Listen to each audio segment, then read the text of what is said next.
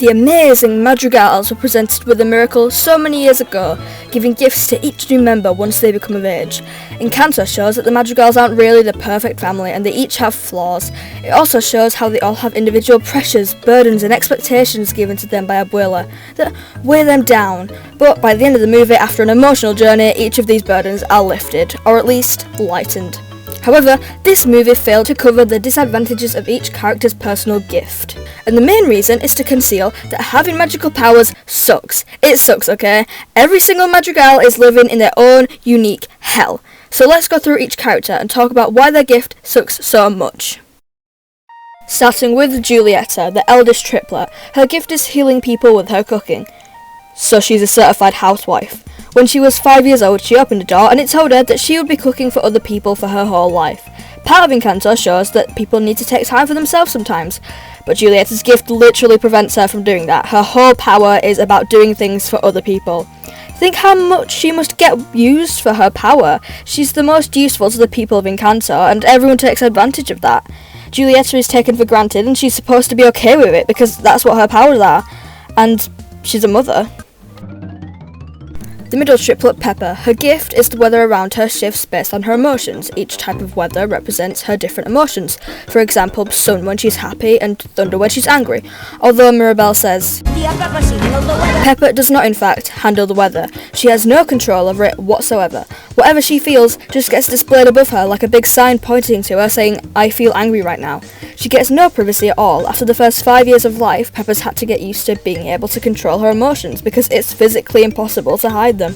If she doesn't control her emotions, then she becomes a burden to everyone else because they get rained on, or it gets too hot, or they get zapped by lightning. Pepper has to live with this knowledge that her emotions cause physical harm to other people, that her just being a normal human being and feeling things makes it harder for everyone else. Now, which other Disney character does that sound like? Bruno, the youngest of the triplets. His gift is to see the future. The movie spent a lot of time covering Bruno's gift and how it was a burden, but kind of glossed over it and labelled it as Abuela needing everyone to be perfect and him seeing himself as a failure. Bruno's gift means seeing the future, whether it be good or bad, but obviously people are going to focus on the bad. Not only this, but there will be some people who he hasn't told them what their future will be, because it's too tragic, and he has to live with the images of how his family will die. That's gotta be traumatizing, especially for a 5-year-old. Also, Bruno's gift entails him doing that sand ritual, where the future appears as a glowing image in the sand, and he has to decipher that. Imagine he reads it wrong and tells someone that the future is really positive, but then something tragic happens and he's just confused and has some existential crisis that probably happens to him every day of the week. Isabella, the eldest grandchild and daughter of Juliette and Agustin. Her gift is to conjure any type of plant. I don't have much to say about this one. It's actually a pretty cool power without many flaws. Her main issue in the film was lack of expression through her powers because of the expectation to be perfect, but that's it. I will say that some of her plants are carnivorous or poisonous, and this could cement fear into her that she will hurt her family if her power isn't controlled, and her gift is easily the deadliest. If she just grew some vines, she could strangle someone to death. As well as this, Isabella conjures plant life, but does that mean she can also destroy plant life? Regardless, her growth of plants and the knowledge that her plants will die and will very soon, as beauty doesn't last forever, will be a constant reminder of the ever-looming void of death, and that would definitely cause some paranoia. Dolores, the second eldest grandchild and eldest child of Pepper and Felix. Her gift is to hear things really loud. This is a common discussion across the internet. Dolores was robbed.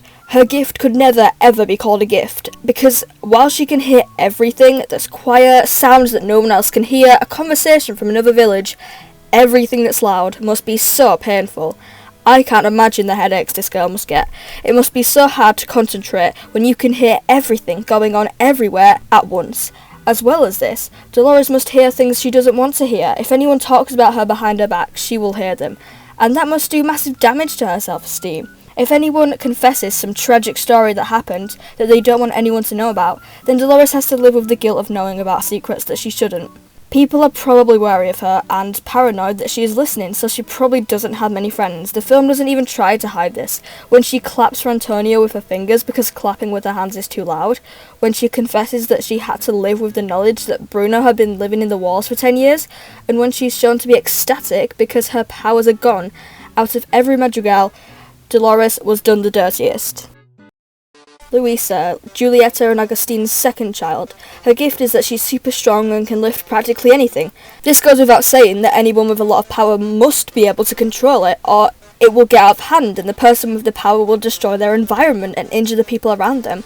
Luisa must constantly have this fear running through her mind. She must always be wary of hurting her family or accidentally dropping a church on someone. Imagine all the times she hurt herself as a child.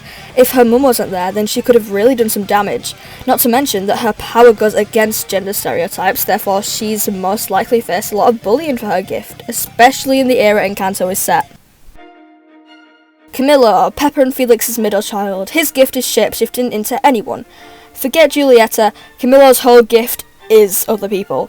He is only useful when he's someone else. People don't want him for him, they don't even want him for his gift, they want him for someone else. Can you imagine the identity crisis this kid must be going through every day, wondering who he really is, thinking that his personality is someone else's, his likes, dislikes and opinions aren't even his own? Another problem, similar to his sister, people might not trust him, or they might become wary of everyone around them, too paranoid to share secrets in the fear that the person they're talking to is Camillo. This means that he must have difficulty making friends. Near the end of the film, when the miracle has died, all the characters are seemingly okay with this turn of events, except Camillo, who disguises this as anxiety about their homelessness. This doesn't mean he's the one family member who benefits from these gifts, it means these powers have forced Camillo to become dependent on them. He needs these powers because they're the only substance he has, or at least that's what he's conditioned himself to think, because his gift is mentally harmful. Finally, Antonio, the youngest child of Pepper and Felix. His gift is talking to animals. We don't actually see much of this in the film, so you have to kind of think outside the box here. Just like his siblings, his ability allows him to eavesdrop on conversations, which means people are going to be skeptical of him and he's going to find it hard to make friends. In addition to this, his power will cause him to develop some kind of dependency on his animals, and he'll probably find it difficult to socialise with real humans and make proper friends, which will lead him to isolate himself. Now, animals are great friends, but humans need that human interaction. Parallel to a lion, Antonio can control all the animals, which, given his gift manifested at 5 years old, could lead him to develop some sort of god complex. He won't understand fear and could end up in dangerous situations because he lacks the common sense to conceive them. Furthermore, a god complex would imply he believes himself to be above everyone else, which would isolate himself further and would be an extremely lonely experience, as most narcissists are. Every Madrigal with a gift has it bad, and Mirabel is lucky not to have one. Regardless of these negatives, which gift would you most like to have? Comment your answer down below, and on a side note, I think Pepper is trying to remake Spy Kids. Thanks for watching, bye!